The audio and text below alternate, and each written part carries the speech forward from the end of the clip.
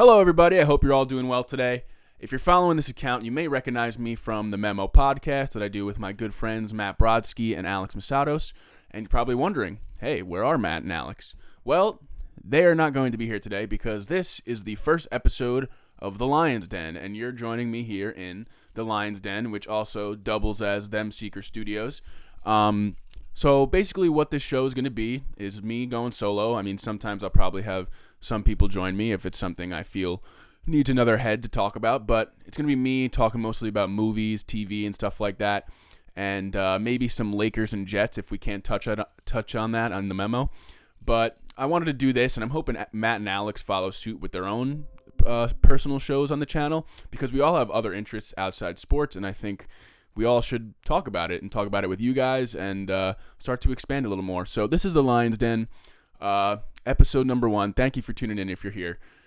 Today what I'm going to do is talk about some movies that I saw in January, and I actually only saw 2 of them, sadly. I have the AMC Movie Pass, and I usually see at least 3 to 4 movies a month, maybe more. In 2019, I saw over 40 movies, which is insane. The deal is incredible. But the movies I saw in January, one is technically a 2019 movie, which was 1917. The other one was The Gentleman.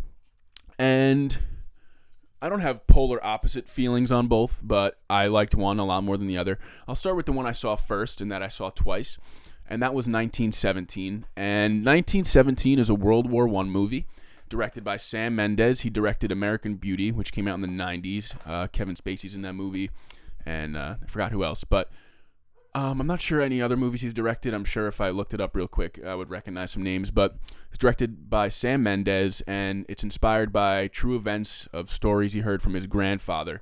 Now, the 2 main characters I believe, are not real people. And essentially what the movie boils down to is, it starts off, this guy, one of the soldiers is just taking a nap in a field with his friend. Lieutenant comes up to him and says, pick a man, we got something for you to do. And they're basically put on this mission to cross over no man's land and they have to get from point A to point B in a certain amount of time. And obviously they go through a bunch of treacherous areas. They're told that the Germans have moved back their line and that they should be okay. And essentially where they have to go is tell this other general to call off an attack that they have planned, because the Germans are basically tricking them and acting like they're retreating, but they're really like prepared for an attack and they're going to ambush them. And one of the soldiers' brothers is part of the battalion that is going to attack, so he would lose his brother. So basically they're sent on this mission, and they got to go over no man's land. They got to travel through this town and all this stuff. And what's very unique and awesome about the movie, and something that I love, is that it looks like the whole movie is shot in one take. Now, it's not really shot in one take. There are invisible cuts that they hide when they go past someone's back, or like when there's smoke in the area or something like that. But it looks flawlessly like it's done in one take. And what I really love about the movie is the unique ways that they use lighting to light up scenes. I hope you don't hear Khaleesi barking in the back there, but she'll probably be a regular on the show if I'm being honest. So they use so many unique ways of lighting scenes because it's all in one shot. So you have to, it can't just be like one lighting rig set up the whole time, you know? So one of my favorite scenes is they're in sort of like a tunnel base, and the only light that they have is these lights around their neck, and it's like really cool the way it illuminates their faces in the areas. Like there's dark patches everywhere, and you can only really see what's in front of them, and it gives that you feel like you're there with them, you know? And I think that's something that's really cool about the movie in general, is that because it's one shot and you're following these 2 guys the whole time, you feel very immersed in like you're there, and you feel the time limit that they have. They have to get to this place by this time, and you're following them for however long the movie is, an hour and 50 minutes, and it's all in real time with them. You know, there's no cuts really. So that hour and 50 minutes is how long it takes them to get there. So you feel the tension and the time winding down, and you're like, he's got to get there, they got to get there, let's go. But there's so many cool scenes with what they do with the lighting, and the one that comes to mind, and I'm sure comes to mind for everyone, is the scene in the town. There's one scene where they're in a town and it's being lit up by all these orange flares, and the way the shadows move with like how when the flare gets brighter and goes back down to going out, the shadows like move along with the buildings and across the faces of the actors, and it's really cool. And it's a drama, it's a war action movie, it's a horror at times, it can get scary, it's a thriller, it's sad, it's all over. It hits all the right notes, and it's nominated for a bunch of Oscars. It's already won a bunch of awards, BAFTA awards, SAG awards, all you name it. It's probably the front runner for Best Picture right now, and can't argue with it. I don't think I've seen every movie on the Best Picture list, but I've seen most of them, and just in terms of technical achievement and all around, it's probably going to win Best Picture. But if you haven't seen 1917, even if you don't like war movies, because me myself, I'm not a huge fan of war movies. I think they get stale. They're all pretty similar.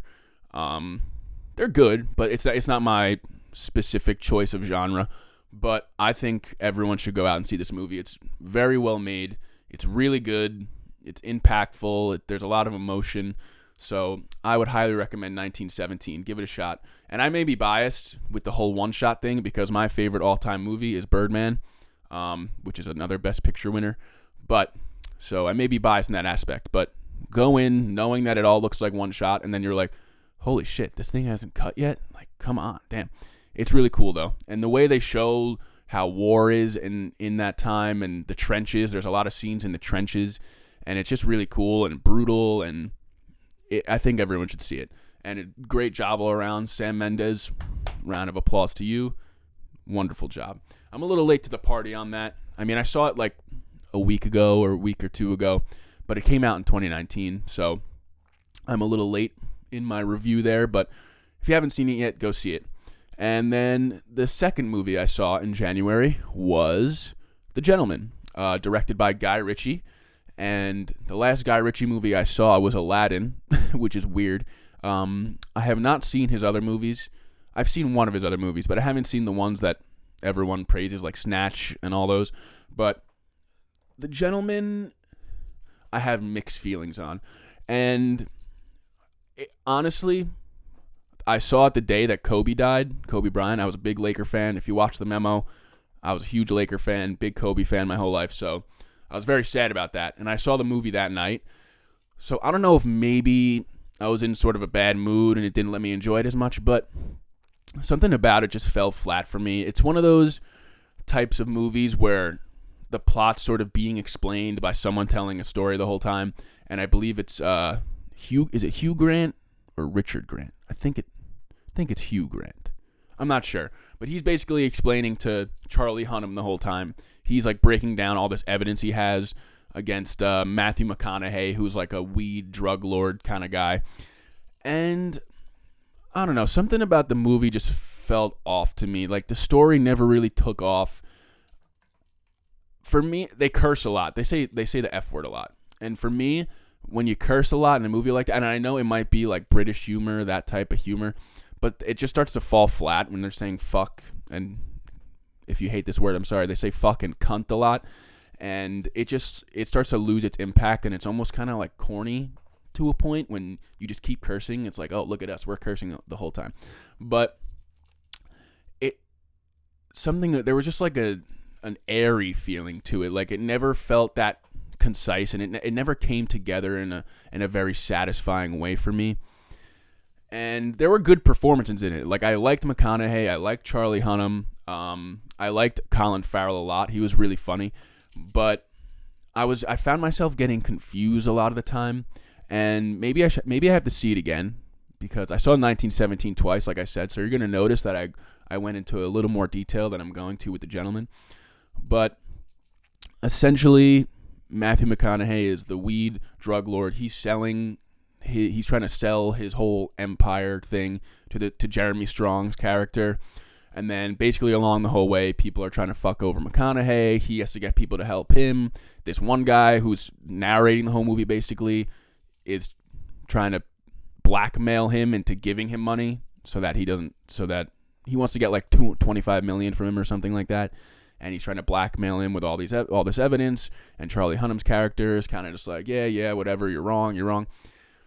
But it felt kind of similar to like, and I'm not saying they copied Knives Out. I was going to say it's similar to Knives Out. And they didn't copy them because this movie was probably already done filming and already in editing and post-production by the time Knives Out came out. It's only a few months apart in release date. But seeing Knives Out and seeing that sort of narrative, explain the plot while it's going on thing done really well and like very effectively and very tight writing, and everything sort of comes together really nicely at the end. Seeing it done in this movie, it just didn't hold up as well, and it didn't hit just as well as Knives Out did. And it wasn't a bad movie by any means. You know, it was pretty entertaining. Like, you know, McConaughey's pretty funny, and he's kind of cool in it. He's got a cool character. But I just found some of the dialogue to be a little cheesy and over the top. And some of the plot points were just like didn't make sense to me, like how people came into the story. I didn't really understand.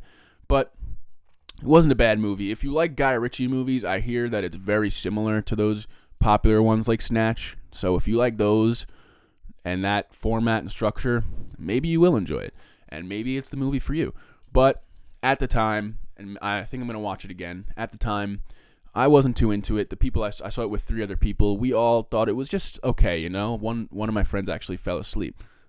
So I'm not going to take his word for too much credit there, because he barely watched the movie. But yeah, so those are my little mini reviews of the movies I saw in January.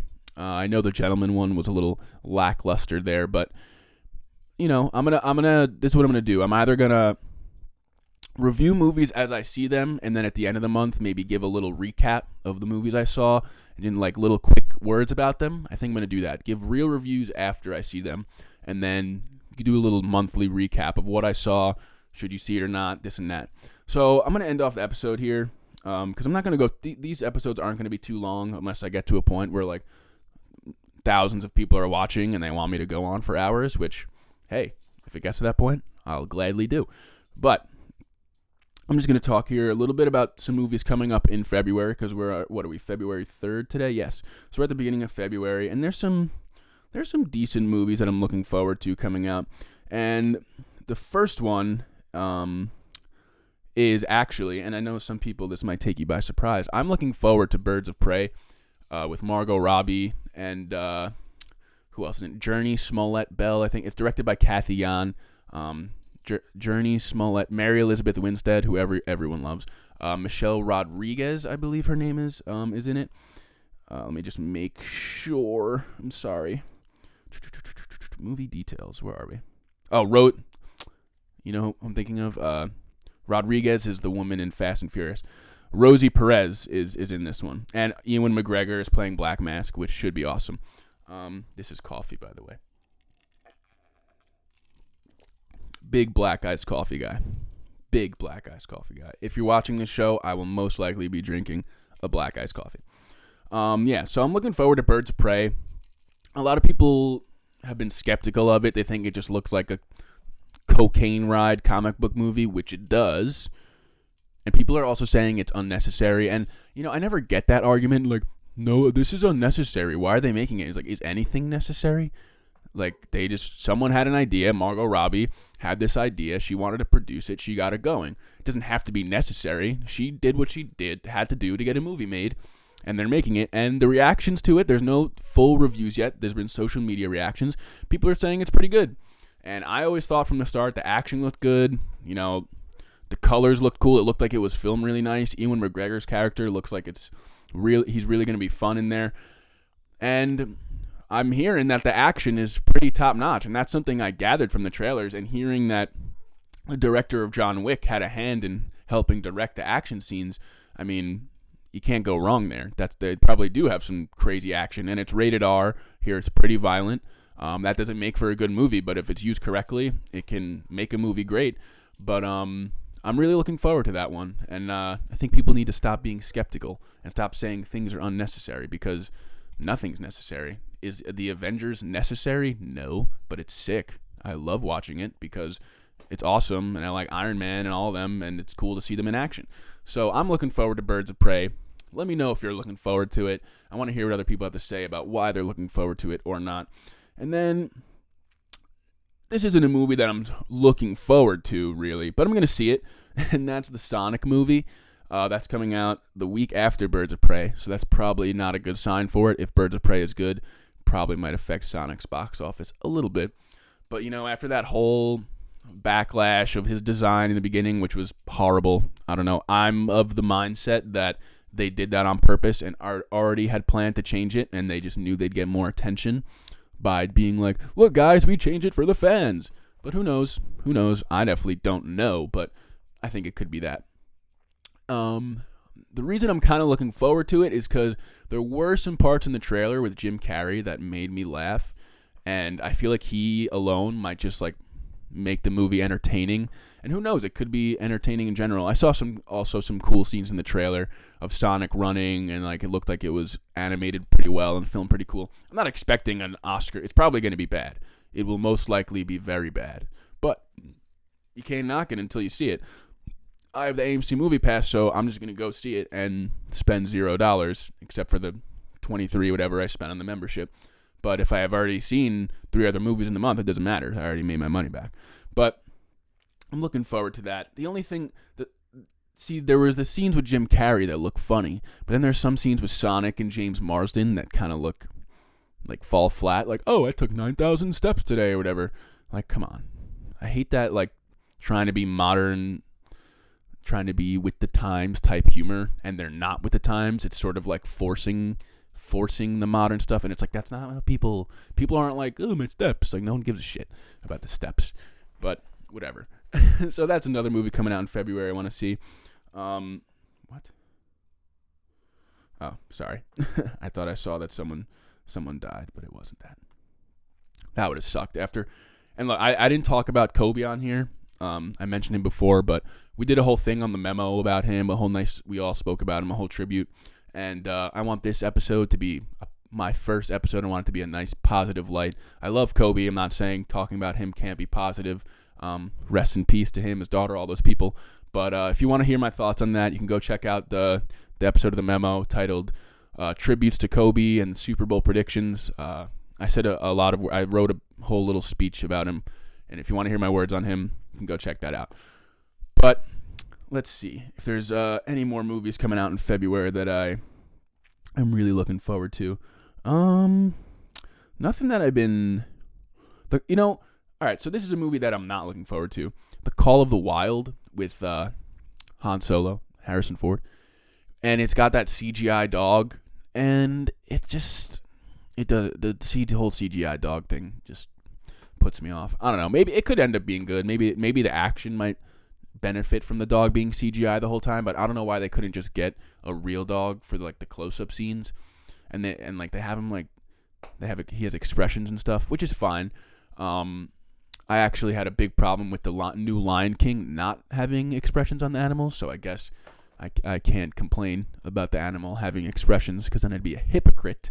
But I don't know. So it's just everyone knows how a dog moves and looks like, so it's kind of just off-putting seeing a fully CGI dog running around. But whatever, it could be good. The trailers haven't really... I see the trailer all the time when I go to the movies, so it hasn't really caught my attention at all. It hasn't really caught my interest, so that is not something I'm really looking forward to too much.